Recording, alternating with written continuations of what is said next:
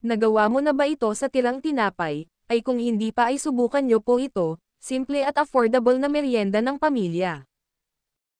Gagamit lang tayo dito ng tirang tinapay o leftover bread, kahit anong bread pwede dito, tasty bread, pandesal pwedeng pwede rito, atin lang itong hihimay-himayin ng maliliit.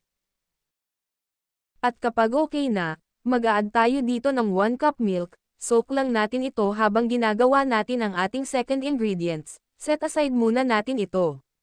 At sa isang bowl maglalagay tayo ng 2 large egg, 1 teaspoon vanilla, at ng 1/2 cup ng sugar, mix lang hanggang ma-dissolve ang sugar. At pagkatapos ma-mix ang egg mixture, ay ihalo natin ito sa soaked bread, mix lang ng maigi. Kung gusto nyo ng smooth ang texture ay pwede nyo itong gamitan ng blender or food processor. Gamit ang isang baking pan, pairan ito ng margarine, butter or cooking oil, para madali lang ito ma-unmold, at pour ang mixture sa baking pan. At steam ito ng 20 to 25 minutes, to medium fire. Shoutout muna tayo kina Virginia Monte ng Cebu, Irma Ashacoso ng Ubay Bohol, Teresita Aces OD ng Las Piñas City, Karina Angeles ng Antipolo City, at si Mary Lo Tangeres din ng Quezon City.